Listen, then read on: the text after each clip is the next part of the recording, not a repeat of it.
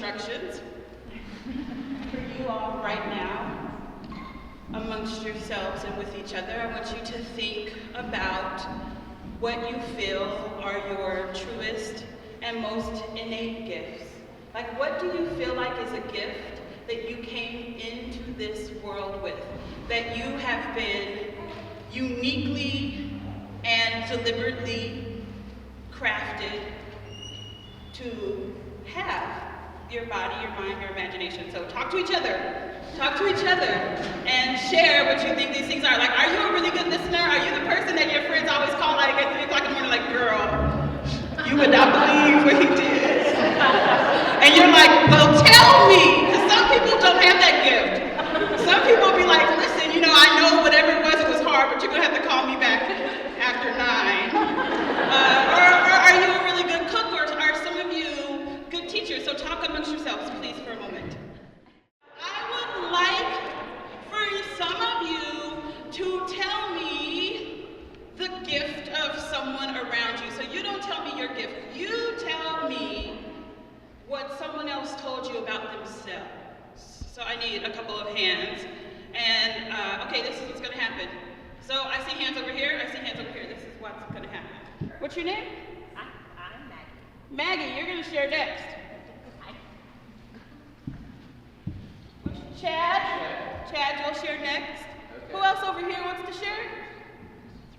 What's your name? Cassie, you'll share after Chad. I need one more person because I like odd numbers. Don't make me just call on you because you might be embarrassed. So, right here. What's your name? Leanne, you'll share after Cassie. So in that order, tell us the gift of someone around you. Elizabeth said that she's good at doing the legwork for other people's stuff. Ooh, you all got to get to know her then.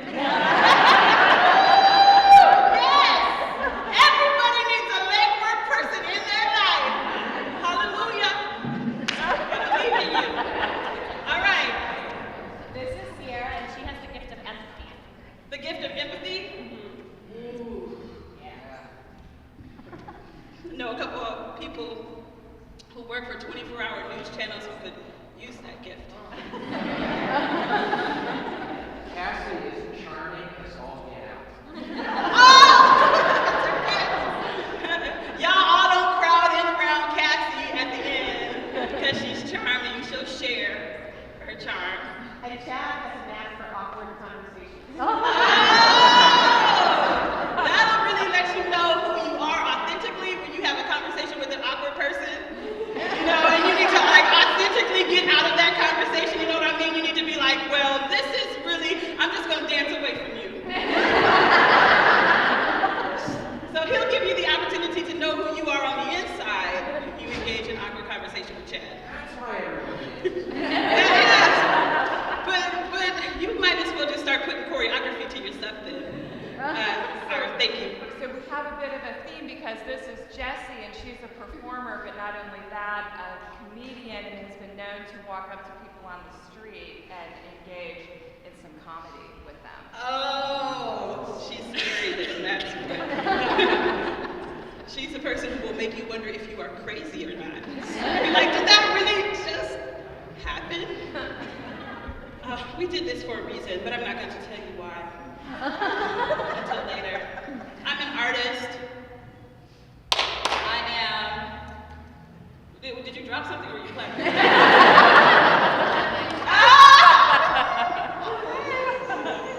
an artist, I'm a sculptor, and I'm a performer.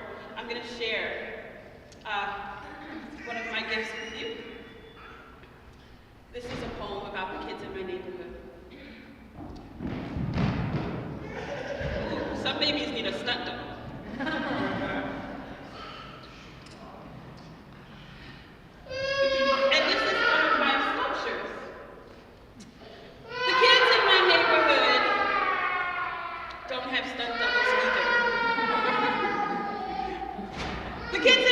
neighborhood want to know why I live in my neighborhood. They see me on the street after school and they double take. They say, Miss Vanessa, we didn't know that you lived in this neighborhood too. We thought that you lived someplace where people sound the way you sound when you speak. Someplace, clean streets and safe nights and people not always yelling and screaming and fighting and knifing and shooting each other, leaving dead bodies to be found in Baker's parking lot come morning. The kids in my neighborhood see me on the street after school and they say, Miss Vanessa, we thought that you would live someplace with good sidewalks, where the sidewalks just ran in neat straight rows and didn't crumple off the curb like the crust of old stale bread, too dangerous to walk on without twisting your knee, busting your ankle, or getting tangled up in the weeds and broken glass and the grass of a lot of a house that stands like a ghost that nobody cares about anymore. They say, Miss Vanessa, we all imagined that you lived in a place where the houses were as neat and crisp as the diction you insist our haiku must clip with when we read aloud in poetry class. So tell us, Miss Vanessa, what has happened to you to make you have to live in this neighborhood too? And I say, well, I live in this neighborhood because you live in this neighborhood. And you are good, and you are strong, and you are nice, and you like to sing and write poems and laugh and dance. And I like to sing and write poems and laugh and dance too. So why would I not want to live in this neighborhood? And they say because it's a bad neighborhood, bad people live here, they have guns, and they run drugs, and there is prostitution even on Sundays, the cars drive too fast, there is trash all up and down the avenue, and nobody really seems to care that nothing around here is pretty. I say, what about us? We're pretty, we live here. We are not bad. Bad is determined by what you do, not by where you live. Bad is a story that you choose to tell other people about yourself. I say bad is determined by your actions, not your address.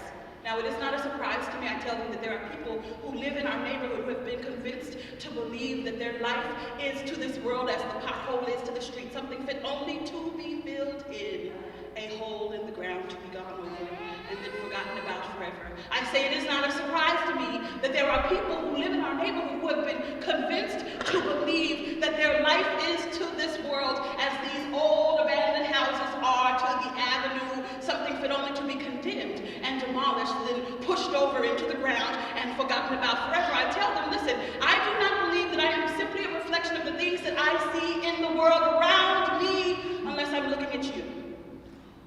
Unless we are standing eye to eye, iris to iris, alight in a fire with so much glow, we could outburn and outshine every infinite cosmos of galaxies and quasars within the universe.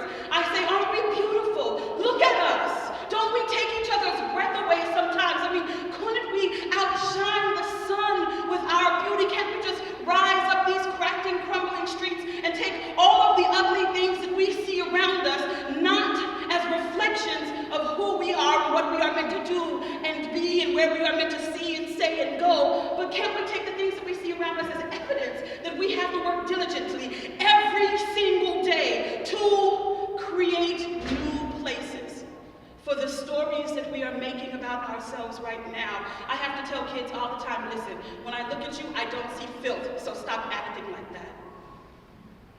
When I look at you, I do not see someone who is fit only for a chalk line and statistics and police tape. I say, when I look at you, I hear music, I see light, I hear robot sirens tripping out the tips of your fingers when you are sending text messages. When I look at you, I hear jazz, I see ballet, I hear Billy Strayhorn, I hear the sound of your shoes moving down the sidewalk, and I hear music. When I look at you, I tell them, I see the next president of the United States, I see a constitutional law professor, I see a doctor. I tell kids all the time, listen, I live in this neighborhood. We all live in this neighborhood to hold the space for the possibility that what you make of yourself one day will come, not in spite of this place, but because of it. So, I tell kids all the time, go on, go out, write the poem and sing the song and invent a pedestrian walkway over an old trolley station. I say, go on and make new places for the stories that you will tell about yourself one day. Go on and get off of my porch. And do this, please, so that one day we can all look back and say that we knew you.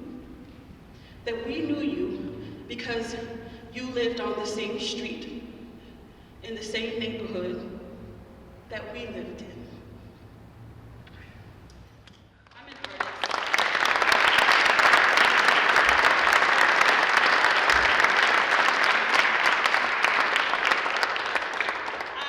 I'm a sculptor also, and I create contemporary power figures. This is a power figure called Power Figure to Save My Life.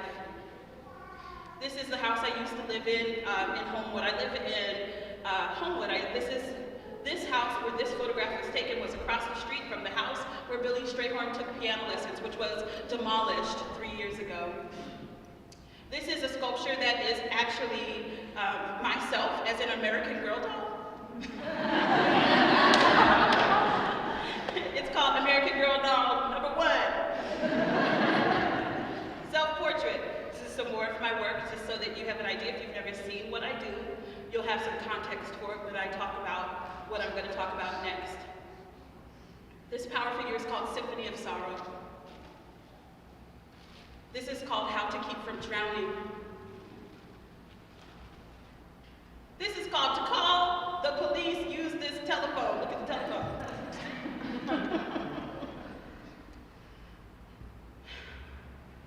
This is a self-portrait of my soul.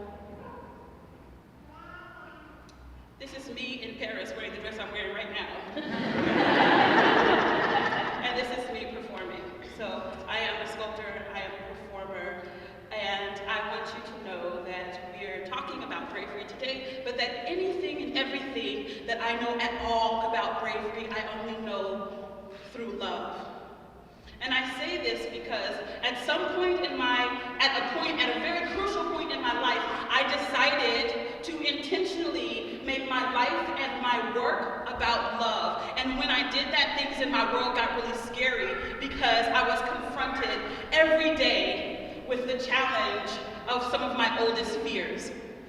So if I had not ever decided to angle myself towards love, I would never have known anything about bravery at all, because I would never have had to be confronted with my fears and then make the decision to be who I was and do what I wanted to do in spite of the fact that I was afraid all of the time. I was afraid of failing, I was afraid of looking funny, and one of the fears that I was and still am always confronted with is the idea that people will look at me and ask themselves, who does she think she is?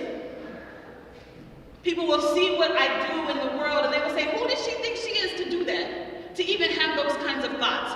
And so, if I am brave at all, it's because I believe in the power of love. And when I say I believe in the power of love, I have to bring into the room the words of Martin Luther King about love, because this is one of the ways that I came to understand a living definition of love. Because people talk about love all the time.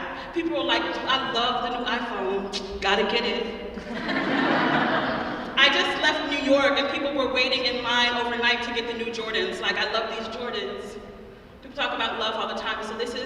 So it was through Martin Luther King and through action that I found a living definition of love. So in 1957, when Martin Luther King was, I think, 29 years old, 29, September 17th, he said, and mind you, this is 1957. There's a black man talking about love.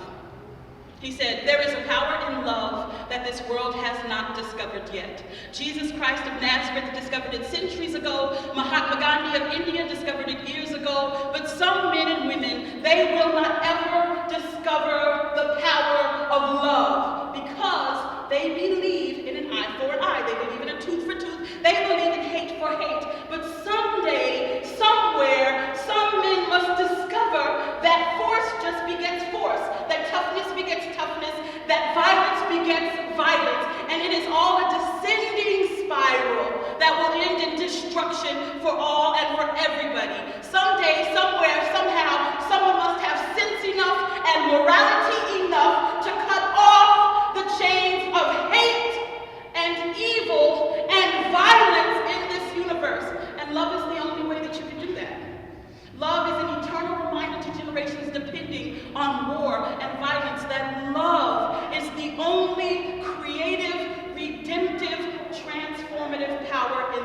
workers.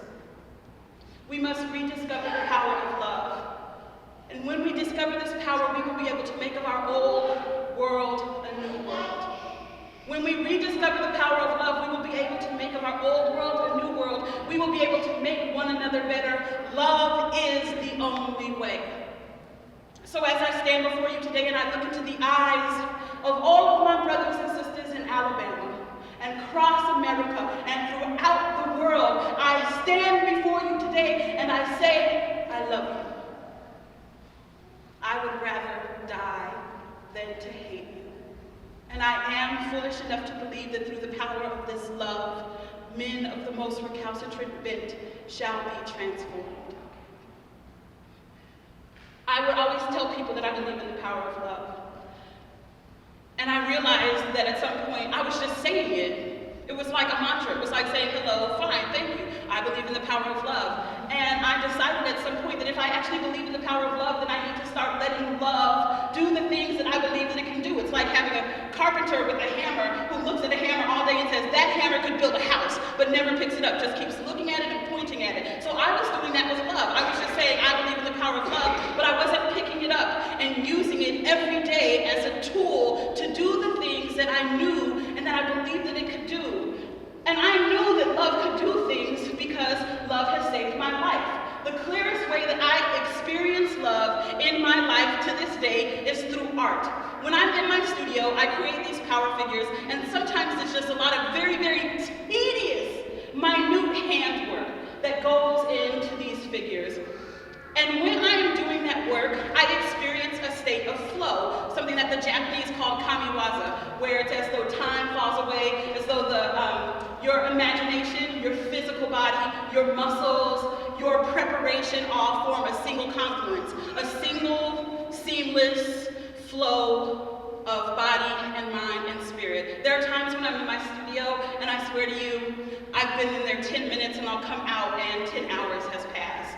And I won't need to go to the bathroom. I'll drink a little bit of water, but that will happen. And when I would have this experience in my studio, I started to lend myself fully to the experience. So anything that hurt me in my life, anything that I was worried about, I would channel through my artwork and I would channel it into the work physically. So these power figures have hours and hours and hours of my most excellent self inside of them, that place where I'm in a state of total awareness and complete unawareness. And so I would work in this place and I would work through things in the world, and I realized that what I was experiencing for myself, I called it was just love. This is the way that I'm able to truly love myself. Now sometimes when I'm in my studio making these sculptures, this sculpture is way too tall to sit in my studio. It just is, because I work in a basement in Homewood. And so sometimes I would take my sculptures out onto my front porch and I would have to make them on my front porch. I live in Homewood at the intersection of Hamilton Avenue and Hale, where there is a bus stop and there's a lot of activity because it's a main thoroughfare. And I would be out on my front porch, you know, making art, which for me is the clearest way that I'm able to love myself. I would be making one of these mini sculptures and people would stop and they would be like, that is so scary, what are you making? It's weird, it's scary. I saw something like that in a voodoo movie. That I hear that so much. It was scary. What does it mean? Why are you making that? And what would happen is people would have I'd have these conversations with people while they were standing at the bus stop. Sometimes I would let people come up onto my front porch, the adults who were waiting for the bus. And I would let them look at my materials and look at things. But also what would happen is the kids in my neighborhood would come and they would stand at the fence and they'd be like, why are you so dirty? What's all that stuff all over? You got stuff all over your hands. You so messy. Can I do what you're doing too, please? And I would say, no, get off my fence, go home. Isn't your mother calling you? And kids, I would never let them come onto my front porch because I'm gay and I was living with my partner and I knew that people in my neighborhood were like, you know that they are not sisters.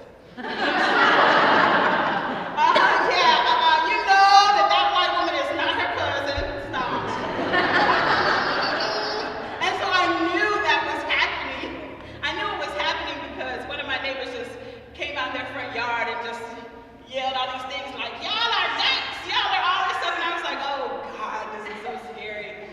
So I would let kids, I'd be like, you stay on the other side of the fence. Just stay there. I am not having any stories about kids disappearing into my front yard. But I don't know about the kids. You know, the kids I know do whatever they want to do. So kids would come and I would be on the porch making things, and they would start to climb the fence, and they'd be like, Miss Vanessa, can I play on your fence? And I'd be like, be careful.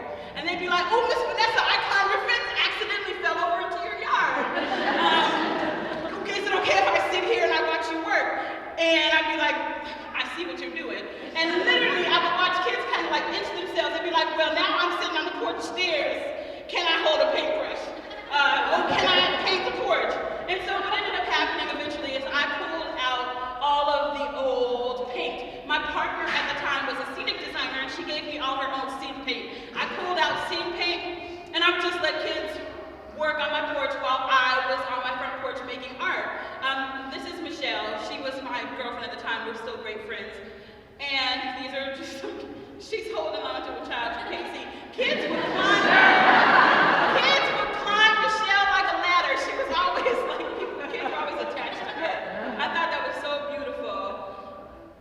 So I would share all this work, all these materials, and I didn't have a lot of stuff for kids to paint on.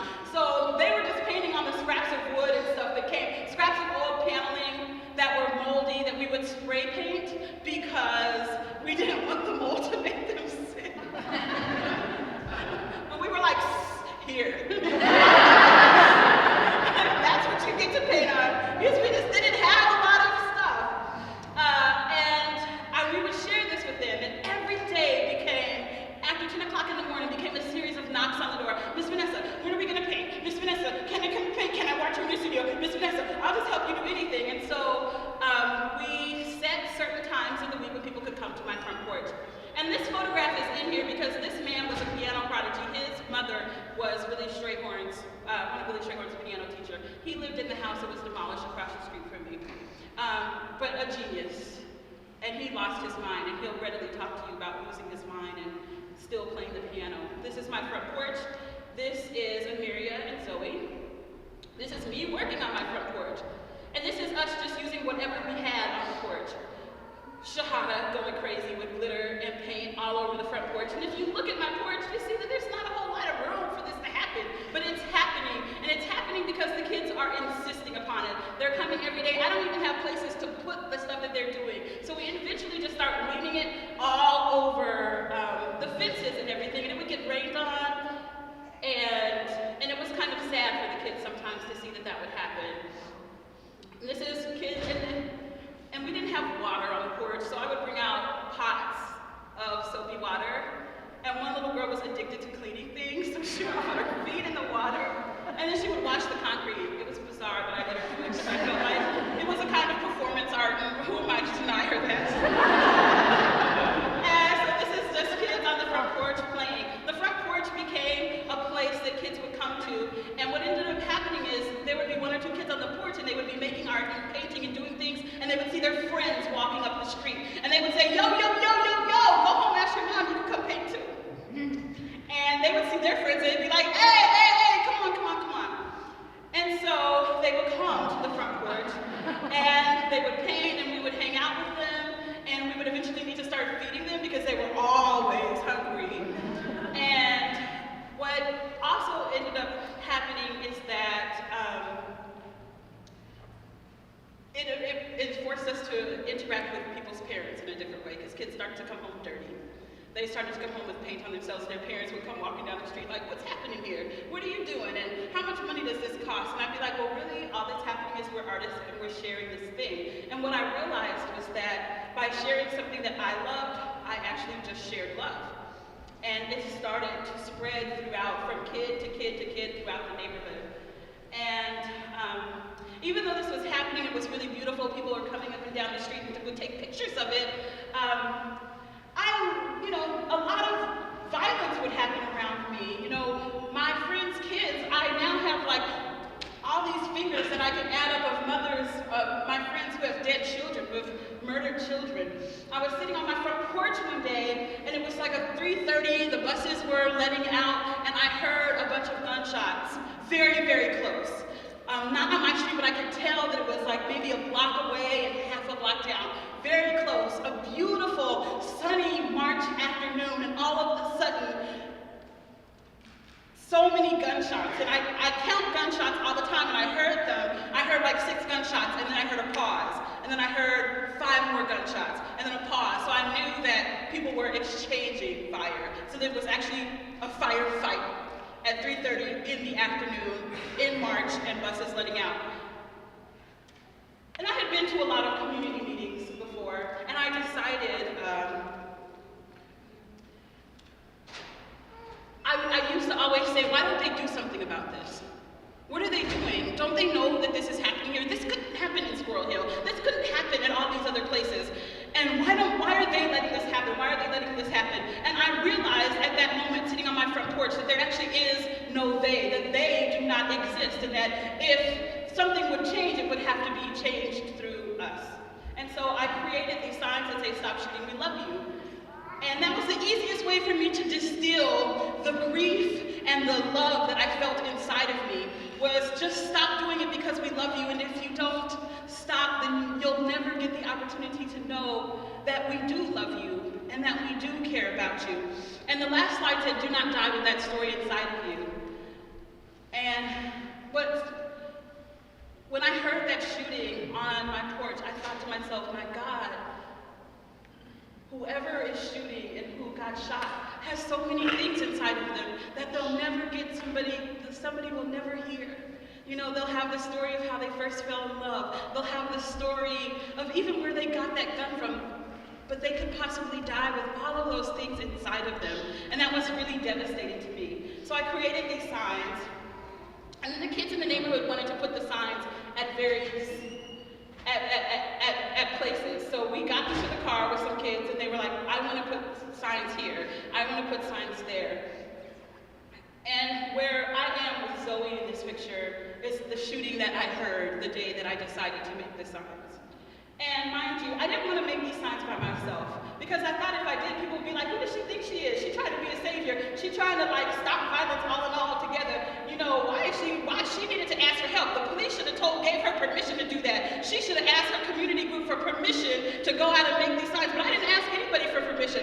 I took money that I got from a Heinz Endowment grant, because they were expensive, and I got them anyway, because I could no longer just be sad. It was not enough for me to just sit on my front porch and cry and go to people's funerals and look at the faces of my friends with dead children and be like, I'm so sorry that happened to your child. I felt like I had no right to tell anybody that I was sorry. I had no right to go to a community meeting and complain, because really, I wasn't doing anything. I wasn't doing anything at all. And so I just decided to do something. And exactly what happened, what I thought would happen, happened. People were like, who does she think she is? Who does she think she is? And I'd be like, I am the person with the sign. You want some signs? They are free. Take some, and people would take them. And I was like,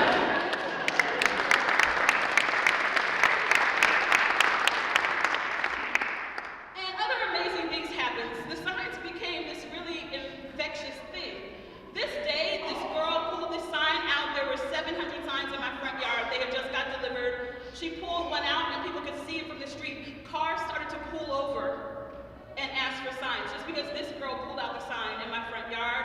And it ended up being this day with the signs. This is the same day. We ended up just taking them out because people kept coming and coming. We blocked the traffic on Hamilton Avenue. We gave out all of these signs. I made signs that say, stop shooting, we love you, no guns, keep summer fun. And I have since made other incarnations of signs. And I was afraid to be the first person to put a sign in my front yard. I didn't want to be the only person with the sign that said, stop shooting, we love you. So what I did was I went to the Senior Citizen Center, because senior citizens are old, they don't have time, and they're belligerent, right? So I went, and I met with the Senior Citizen Center, and I said, I made these signs, and these senior citizens were mad that I was taking them away from their lunch and their bingo. And they were like, who is this girl? Why is she talking? And finally, from the very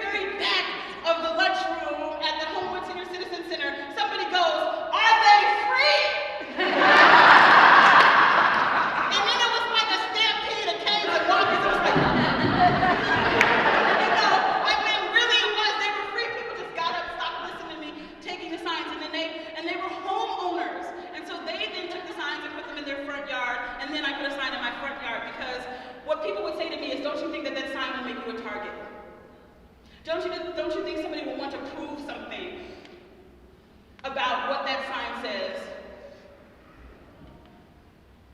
because it makes them angry? Just being confronted with these words will make them mad. And I did think that. And every time that there's a shooting and the news is at a shooting and they pan over to the left or to the right and there's a sign that says "Stop shooting, we love you," it's devastating. And it's devastating because a life was lost, but it's also devastating because those moments, I think, leave people with the idea that you can try to do something and it might not matter. Because people will still die or bad things will still happen. And what I realize is that bad things will still happen, but good things are happening and connections are being made that I could have never engineered or manufactured at all. There are 3-year-olds and 4-year-olds who come to the art house, and all they do is write about love. And I know that there are 3-year-olds, 5-year-olds, 6-year-olds, and 7-year-olds who will grow up with the idea that love is a part of their place, and love is a part of who they are, and what they can give, and what they can share with each other, so that there will come a point one day when they will look back on a history of violence in neighborhoods, and they'll be like, why would people ever have done that? Why would you ever have killed your neighbor? That's so weird. So, moving forward. Things weren't working out on the porch forever because rain happens, weather happens. There was a crisis at a house next to mine, and I got custody of the kids who lived in this house because I followed the ambulance to the hospital. And when you got to the hospital, the first question the crisis workers ask people is, have you ever been in handcuffs?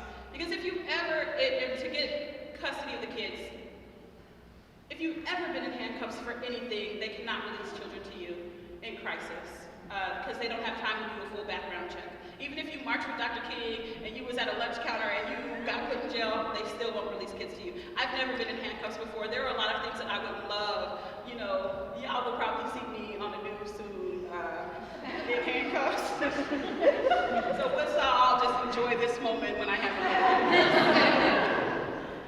So have you ever been in handcuffs? I got custody of the kids, and then I called the housing agency where the people got evicted from this house. And I said, come to my front porch. The woman came to my front porch, and just the act of sitting on my front porch and being outside is an invitation. So kids came up to us, they were like, what's happening? Who is this lady? Can we meet her?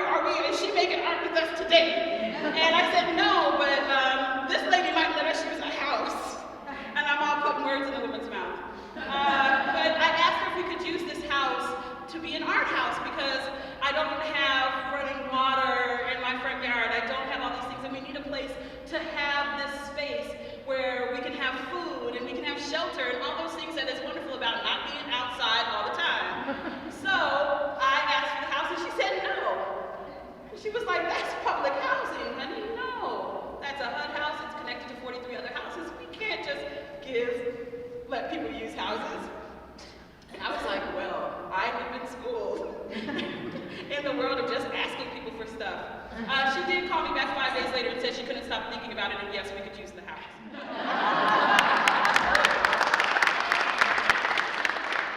so, this is the house, and the house was wrecked. These are roaches stamped into the space of kitchen cabinets. This is the house. Now it's the art house. It went from roaches to art. Yay!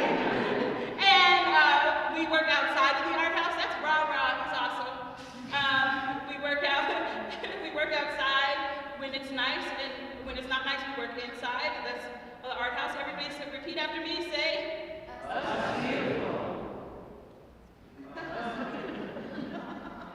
Say. That's fine.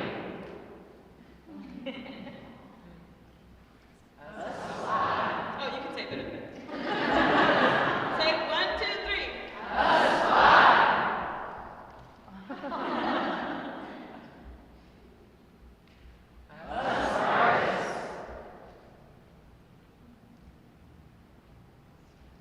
That's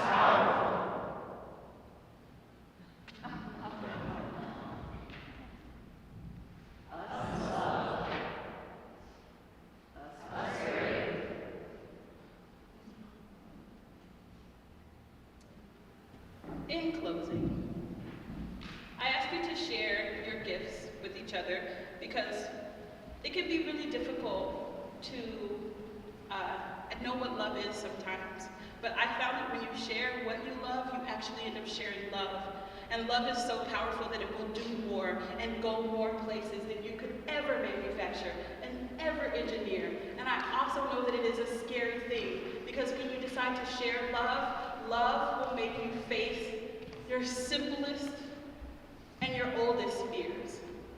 Those fears about who am I really, who do I think I am, who do I say I am, and how am I living those things. So now when people say to me, who do you think you are? I say, I am you. And I think that you are amazing, really I do. I think that you are fantastic. Truly, you are so fly. You are infinitely more amazing than anything that could ever be bought in a store. You are dope. Can I have your phone number? Do you want to dance? I believe that instead of going to war, we should dance. We should gather up the disputing nations, countries, and territories and have them face off in a battle of choreographers, soundscapes, and set design. Every war will look like West Side Story. It would be a battle of beats and lyrics, your artist against ours. It would be your job to make us reap. Make the ground beneath our feet tremble and shake with the ovation of it. There will be no winners or losers, only soul-shaking, soul-stirring, exhausting performances. And people will only be killed in battles on stage. And at the end of the show, everybody who fell down and died, they would just stand up and take a bow. And we would all scream and shout and say, oh my God, when they killed your son, I just couldn't take it. And then things would be so much better than they ever were before. There would be no more homophobia in the world, because some of the world's best choreographers would be gay. Like Jerome Robbins and Alvin Ailey, people would walk around all the time talking about use your space, people. Use your space. And then gay people everywhere would just be seen as national treasures, and everybody with a good idea would just be recognized as the visionaries that they are. And then the arts would get more funding in the schools and in the city streets, because the National Endowment for the Arts would become the Department of Defense. It makes so much sense when you think about it. So rise as in the sun, get up from what you was, and come on, move forward, put one loving foot in front of the other, and say something nice if you want to. And if you don't feel like saying something nice, then feel free to tell the truth.